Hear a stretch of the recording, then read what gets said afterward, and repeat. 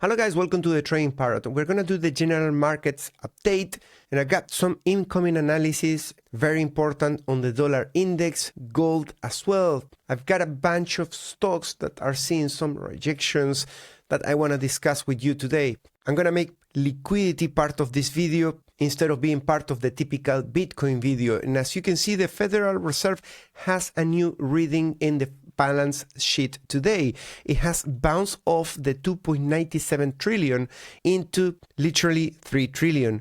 Is this enough as a reversal after having been to 348? And that is a level that we call the dead cat bounce. Now that we have achieved a significant move down from this high to this low, we can say that we have almost achieved the one extension. That means that this move down is almost matching this one there. Not as intensive as going into 2.6 trillion, but somewhere around here we should find some support.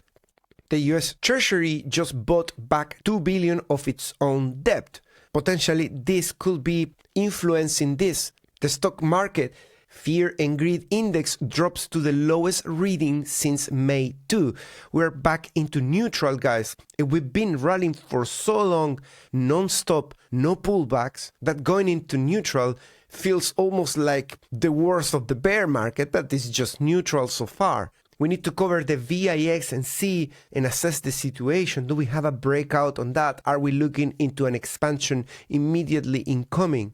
The Japanese bond yields are skyrocketing. Japan's government 10-year yield is trading at 1.7%, the highest since the financial crisis. The 10-year forward 10-year yield is nearing 4%, the highest in 25 years. So for those ones of you that are only focusing on crypto, you are not really understanding that we are kind of standing on a glass floor. This means investors expect Japanese yields to double over the next decade. And some change at the moment on gold. I wouldn't say that this is necessarily the final top. Gold can still push a little bit higher. Gold futures extend their decline to 2% on the day and drop below $4,000. Yes, we are trading below $4,000 as I'm recording. This comes less than 24 hours after gold's monthly RSI hit 90 plus for the first time since the 80s. And if you probably think that, well, that's just because gold is valuable. Well, why people buy gold? It's a safe haven. Safe haven from what? From something collapsing.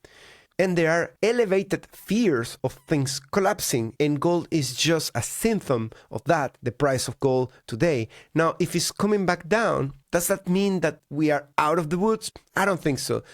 It's just a small decline, and this could be just a higher low with continuation. After all, after being at 90 RSI or beyond 90, yes, you can get sideways, bearish, a couple of years that nothing happens to gold after a monthly over 90. But here's the key. No one knows when that is going to cool down. Being at 90 doesn't guarantee we stop sharp here. It has been to 98. And from 90 to 98, it can take a lot of time. The FOMC minutes confirm it. The Federal Reserve turned less hawkish in September, or Fed Communication Index, which scores every FOMC statement on a dovish to hawkish scale, dropped below the stable hawkish trend for the first time in 6 months. That's another clear signal that liquidity conditions should remain favorable for Bitcoin in the near term. Something that we also track in this channel is the potential for a bubble being in here. There's so many discussions going on of people supporting a bubble about to pop and people saying, no, the earnings are fantastic. This is completely different than the dot-com in 1990s.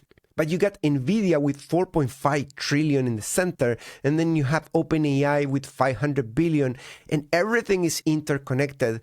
It's all part of a single point of failure, if you want. Microsoft is part of that, Intel, Oracle, XAI from from Elon, Figure AI, Mistral, AMD that pumped this week 35% in a single day. Those are the behavior and the volume and the sizes of the typical bubble. Again, identifying it as a bubble doesn't necessarily mean get out immediately. It might just mean, take some measures to protect yourself with some risk management, or consider spreading away from being only allocated to the bubble. I consider crypto part of the bubble. If this pops, crypto falls with it. There's no way crypto will survive a bubble popping like this one. Crypto follows step by step what Nvidia and other huge trillion-dollar cap do. Data centers are the new oil. Data center energy consumption has reached a record 5% of total US power demand. By 2030, data center energy consumption will be exceeding 10% of total US power demand. I remember just a few months ago, we were so concerned about Bitcoin consuming energy. The pace that AI is taking in terms of total control of everything is just crazy. We are just 2 steps away from AI taking care of everything. Japanese yen falls to weakest level against the US dollar since February. This is also contributing to that dollar breakout. As I say, a couple of days ago, I wasn't calling for a small rally of the dollar because I knew what was going to support it, what was going to be the fundamental. In my opinion, fundamentals are really slippery ideas. You might think that it's going to pump because Japanese is going to fall, but then it doesn't fall. It's so many aspects. But the price charts is something tangible. I can see that it's forming double bottom. There's something graphic that you can follow, and there's no way to hide there, in my opinion.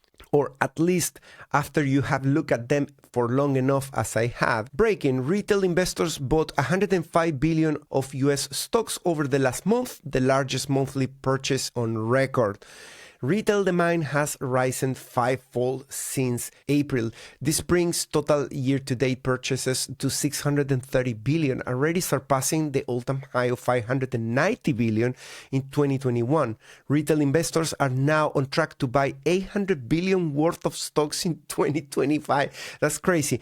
And what freaks me out is not the amount that is being purchased, but the fact that it's retail. Retail doesn't tend to get things right in terms of timing or allocation. They typically get both wrong. So there you go, guys. Since July, I'm calling for this.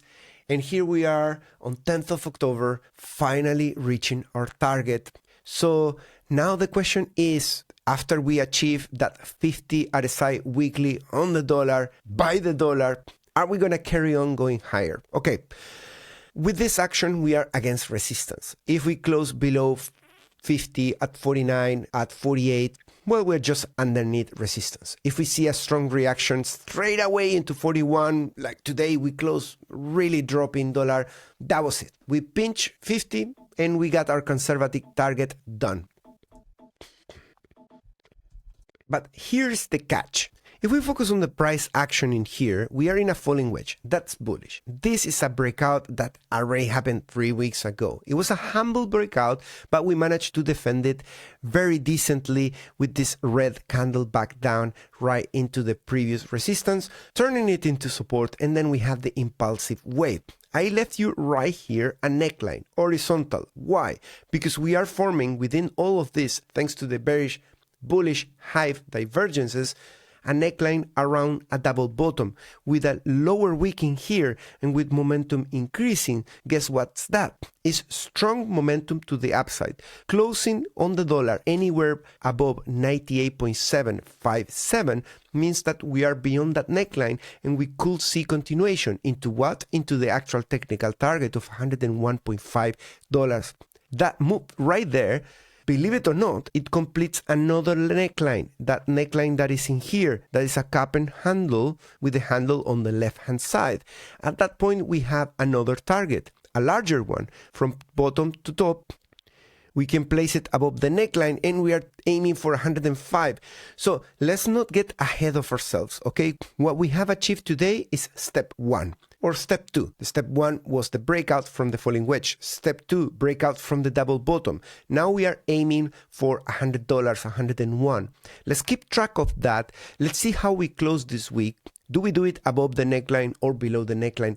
Let's answer those questions on candle close, and let's catch up next week on the next general update specifically for dollar. Now let's go into gold, because gold has this potential of closing this week in a breakout beyond 79.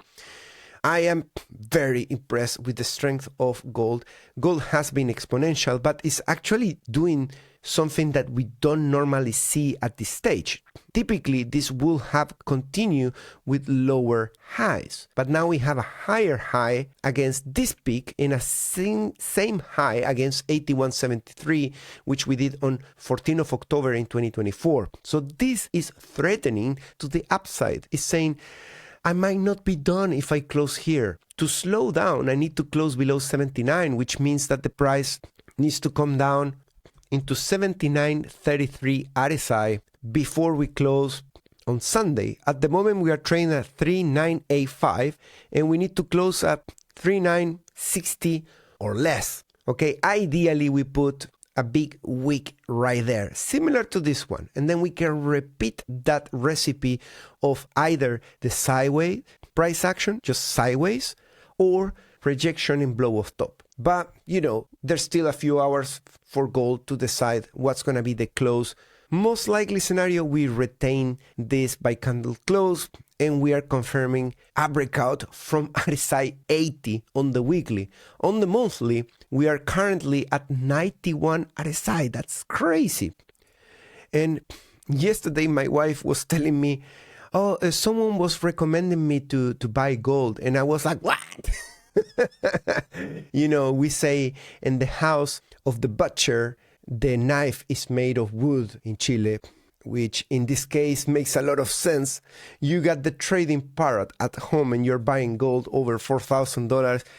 No, I want to hedge from that, actually. Anyways, on VIX, still not breakout, so we got no news on that expansion in the market. Nasdaq has done a good job this week, still in the positive. S&P slightly in red closing this week, but that is expected because it's getting very close to the next resistance at 74, currently at 71 RSI. Interesting, because this week we have the gap on the Nikkei thanks to the new administration in Japan, and we are closing the week with this sort of bearish candle right there on the Nikkei. The RSI looks very overextended and pretty much pointing to the sky in here at 73.33 RSI. We got a target from the double bottom into 53. That's the technical target, but this candle in here could signify a little bit of turmoil.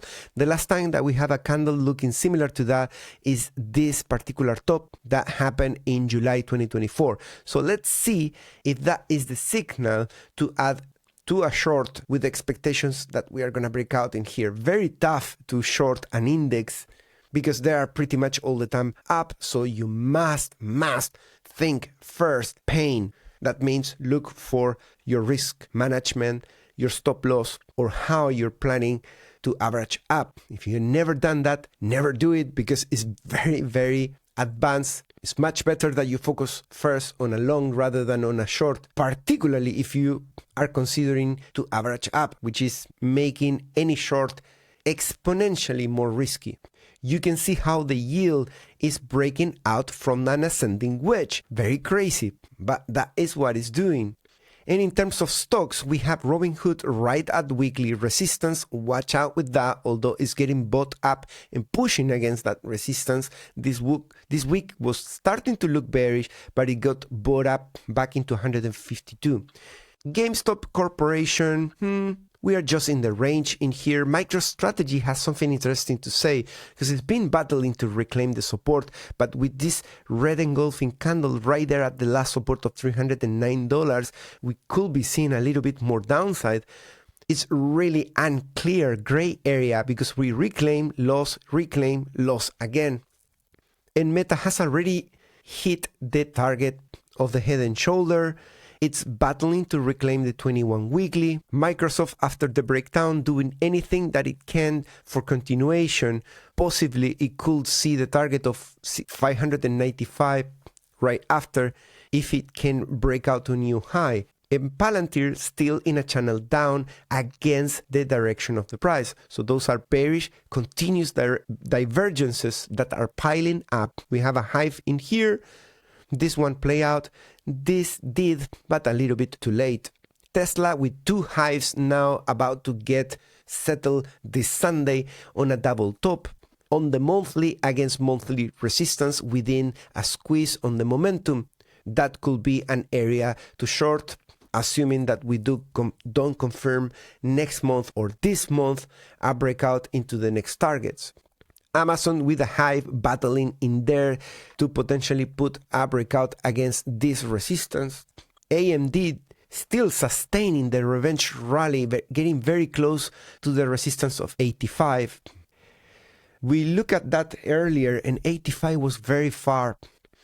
But it's been coming down actually, that target, thanks to the price pushing up. The 85 is located at 285. I will say from where we are into 285, there should be some decent rejection. We have coming in immediately the percentile, the highest level of RSI that we have put since March in 2024. And we got the rejection of a potential revenge rally. We also have a huge gap in there. We did test the previous resistance, so that's out of the way. But if we come back into that level 206, I'm pretty sure that we're going to break it down if we come back, assuming we do. Nvidia, if it closes like this and it starts having a correction from here, it could confirm a bearish divergence and also confirm that we could start building a channel to the downside. Not yet. I mean, next week that could be invalidated as well. It's just an area to keep an eye because this is a lower low relative to that after a breakdown. So I'm tempted for this guy to have more chances of start that channel down in the momentum, not in the price, in the momentum with potential incoming new highs in the price still. Apple has incoming in here a bearish engulfing candle. And since we are very far from support, we should be looking into what happens if we go into support. That support is 58 and it's trading at $244 in the price. The 58 is the value of the weekly RSI that represents currently support. And on Google, we could be confirming this week a breakdown from the top of the range after having exit from outside the percentile. That means that we were very overextended and that we are confirming the first weakness around here. Very, very, very similar setup to this one. If you ask my opinion, nothing is guaranteed. But if it plays out, if it happens to play out like that, this moves from 78 all the way to an RSI of 32. And when that happened, that meant a drawdown on Google of 43%.